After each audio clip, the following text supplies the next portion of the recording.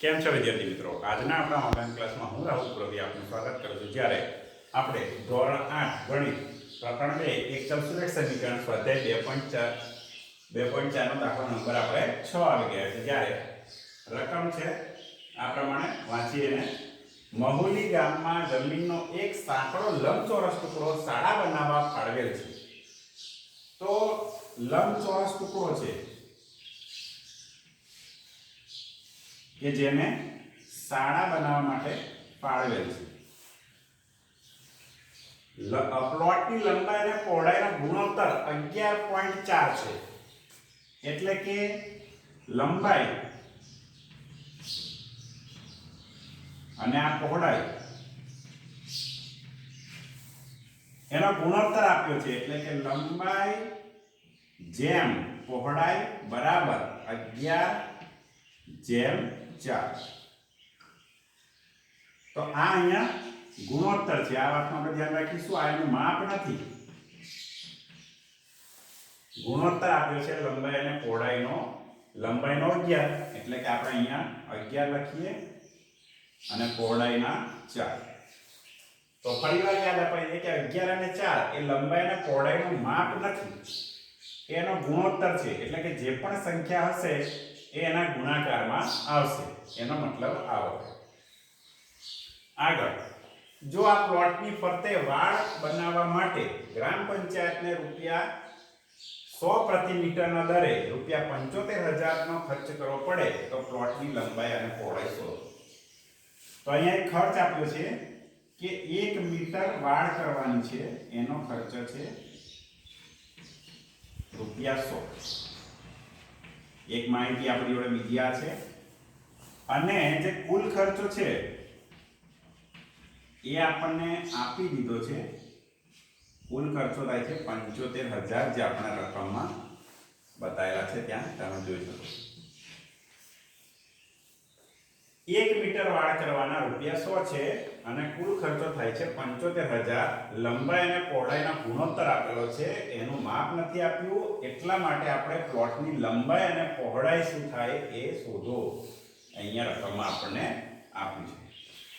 તો હવે અહીંયા રકમને સમજીએ કે કઈ રીતે આપણે એને શોધીશું. તો સૌથી પહેલા તો એને શાળાની ફરતે વાડ બનાવવાની છે. તો તમને ખબર હશે કે લંબચોરસ પ્લોટ છે, લંબચોરસ પ્લોટની વાડ બનાવવાની છે. એટલે કે એની આજુબાજુ બાઉન્ડ્રી તમને ખબર હશે. તો વાડ બનાવવાની છે. તો અહીંયા વાડ એટલે કે લંબચોરસની કિનારી થાય. લંબચોરસની શું થાય? કિનારી. તો આ ધારો કે શાળાનો પ્લોટ છે અહીંયા, તો એની બાઉન્ડ્રી બનાવવાની છે, વાડ બનાવવાની છે, બરાબર? આ રીતે. તો એ લંબચોરસની આપણે કિનારી પણ કહી શકીએ. અને લંબચોરસની કુલ કિનારી જો હોય, કુલ કિનારી, તો કુલ કિનારી જે છે, બરાબર, લંબાઈ પહોળાઈ બધી કિનારી એ આપણી પરિમિતિ કહેવાય, જે આપણી ગાણિતિક ભાષામાં આપણે કહીએ છીએ.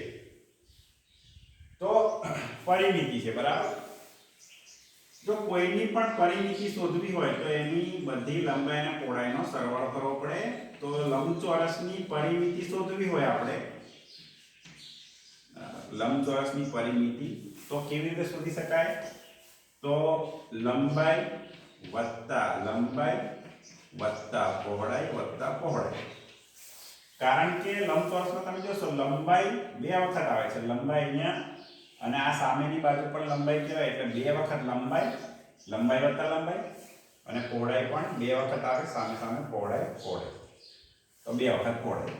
એટલે લંબાઈનો સરવાળો 2 પહોળાઈનો સરવાળો જ્યારે ટોટલ થાય તો લંબચોરસની પરિમિતિ થાય, જેનું સૂત્ર પણ છે. અને તમે સૂત્ર ના યાદ રાખો, આ રીતે યાદ રાખો તો પણ ચાલે. તો સૂત્ર આ રીતે છે કે 2 વખત લંબાઈ વત્તા પહોળાઈનો સરવાળો. તો આ બંને સરખું જ છે. આ રીતે લખો બંનેમાં સારું થશે બરાબર, કારણ કે આ 2 વખત લંબાઈ એટલે આપણે સામાન્ય 2 કાઢ્યા છે એ રીતે છે. તો હવે લંબાઈ અને પહોળાઈ તો આપેલી નથી, પણ એના આપણને ગુણોત્તર આપેલા છે. તો જ્યારે પણ ગુણોત્તર આપેલા હોય તો આપણે ધારીએ છીએ કેવી રીતે, તો કે 11 આપેલા છે લંબાઈ માટે એટલે એને આપણે 11x કરી દેવાના, અને પહોળાઈ માટે 4 આપેલા છે જેને આપણે 4x કરી દેવાના. તો લંબાઈ માટે 11x અને પહોળાઈ માટે 4x. તો અહીંયા આપણે એ રકમ લખી લઈએ. તો 11x વત્તા 4x. તો અહીંયા આગળ આપણે સાદુરૂપ આપી શકીએ છીએ, કારણ કે બંને સજાતીય પદ છે. 11x બંને x વાળા પદ છે અને વચ્ચે સરવાળો છે. તો જેથી કરીને સરવાળો થાય 15x અને 15 અને 2 કૌંસની બહાર 2 એટલે આની સાથે આનો ગુણાકાર થાય. તો 15 દુને 30x, જે આ આપણને લંબચોરસની પરિમિતિ મળી. તો હવે સમજો કે આ આપણે પરિમિતિ એની 30x છે, હે? તો અહીંયા પણ તમે લંબાઈ પહોળાઈના માપ મૂકશો તો પણ એટલા થશે, કારણ કે જો લંબાઈ તમે મૂકશો એ રીતે કે 11 અને 11 એટલે 22 થયા બરાબર, અને અહીંયા 4 અને 4 એટલે 8 થયા. તો 11 ને 11 22, 22 ને 8 30 થઈ ગયા એટલે 30x આવી ગયા. એટલે આ રકમમાં મૂકશો તોય તમારો 30x જ જવાબ આવશે, અને આ રીતે મૂકશો તોય તમારો 30x જ જવાબ આવશે. બંનેમાં સરખો જ આવશે, એટલે આ બંનેમાં મૂંઝાવાની નથી જરૂર, બરાબર ને? હવે લંબચોરસની પરિમિતિ આપણને 30x મળે છે. જો પરિમિતિની આપણને કિંમત ખબર હોય, એટલે કે પરિમિતિનો અંક ખબર હોય આપણને, બરાબર ને? તો અંક ખબર હોય તો આપણને x ની કિંમત મળી જાય એમ છે. તો 30 અહીંયા છેદમાં જતા રહે, અહીંયા જો આપણને કોઈ કિંમત મળી જાય તો સીધા જ આપણને x ની કિંમત મળી જાય. તો હવે આ પરિમિતિની કિંમત શોધવી કેવી રીતે, એ પ્રશ્નાચિહ્ન છે. એટલે કે આપણે વિચારવાનું છે કેવી રીતે આપણે કિંમત શોધીશું. તો તમને કંઈ માહિતી આપેલી છે કે 1 મીટર વાળ કરવાના રૂપિયા 100 છે, કુલ ખર્ચ 75000 છે. તો અહીંયા રકમમાં કોઈ પણ આપણને સંખ્યા આપેલી હોય, એ સંખ્યાઓનો કોઈને કોઈ ઉપયોગ હોય તો અહીંયા આપણે આનો ઉપયોગ આપણે કરીશું. અહીંયા તો કેવી રીતે કરીશું, આપણે પરિમિતિ શોધવા માટે, કારણ કે કુલ ખર્ચો એનો 75000 છે, એટલે કુલ કિનારી બનાવવાનો ખર્ચો, બરાબર ને? તો આ રીતે આપણે કરીશું કે રૂપિયા 100 1 મીટર માટે જો થતા હોય, બરાબર, રૂપિયા 100 1 મીટર વાળ માટે થાય છે. જે આપણને ઊંધું લખ્યું છે અહીંયા, ખાલી બીજું કઈ નથી, આ અહીંયા જે છે એ છે. તો રૂપિયા 75000 ખર્ચ કર્યા તો એ કેટલા મીટર વાળ હશે, સમજ્યા ને? તો આપણને વાળ, કુલ વાળની કિંમત મળી જશે આપણને. તો અહીંયા આપણે ત્રિરાશિની રીત છે આ, બરાબર? ત્રિરાશિ વાળી રીત કહેવાય. તો અહીંયા આપણે શું કરીશું, 75000 ગુણ્યા 1 અને છેદમાં 100 મૂકીશું. તો 75000 ગુણ્યા 1 અને છેદમાં 100.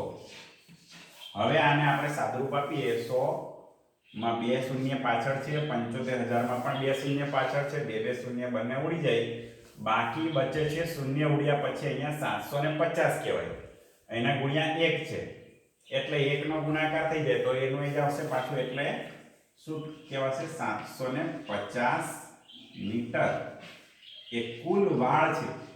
એટલે કે વાળ એટલે કિનારી એની, બરાબર? કુલ કિનારી અથવા કિનારી એટલે પરિમિતિ પણ. તો જોયું, આ રીતે આપણને આ પરિમિતિની કિંમત મળી જાય છે. 750 મીટર કુલ પરિમિતિ છે. હવે આમાં આપણે એની કિંમત મૂકી દઈશું. તો હવે બરાબર, પરિમિતિ બરાબર 30x, અને આ પરિમિતિ મળી ગઈ છે આપણને 750, બરાબર 30x એની કિંમત આપણે અહીંયા મૂકી દીધી છે. 30 ને આપણે છેદમાં લઈશું સાદુરૂપ આપવા માટે, x ની કિંમત મેળવવા માટે. તો અહીંયા x બાકી રહેશે, 30 આવી જશે અહીંયા છેદમાં ગુણાકારમાંથી. એક એક શૂન્ય જશે પાછળ બંનેમાં હોય તો. અહીંયા 25 તારી 75 એટલે કે 25 બાકી રહ્યા છેલ્લા, જે આપણને x મળે છે એટલે x ની કિંમત આપણને મળી જાય છે 25. તો અહીંયા આપણો જવાબ પૂરો થતો નથી, કારણ કે લંબાઈ પહોળાઈ એ એના x ના ગુણોત્તરમાં છે. એટલે આપણે હવે લંબાઈ અને પહોળાઈ, તો લંબાઈ 11x અને પહોળાઈ 4x, તો 11 ગુણ્યા 25 કરવા પડે અને અહીંયા 4 ગુણ્યા 25 કરવા પડે, જેથી કરીને આપણને મળશે 275 અને અહીંયા મળશે આપણને 100. તો આ મળી ગયા આપણને લંબાઈનું માપ 275 અને પહોળાઈનું માપ મળી ગયું છે 100. તો જોયું વિદ્યાર્થી મિત્રો, આ રીતે આપણે દાખલાને ખૂબ ધ્યાનથી સમજવો પડશે. કઈ રકમનો કેવી રીતે ઉપયોગ થાય છે એ આપણે વિચારવું પડશે.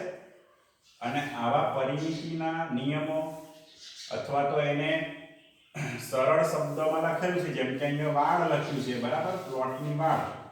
પણ એ વાડ એટલે આપણી ગાણિતિક ભાષામાં પરિમિતિ થઈ, એ આપણને ખ્યાલ હોવો જોઈએ. અને પરિમિતિ કેવી રીતે શોધી શકાય એની પણ આપણને માહિતી હોવી જોઈએ.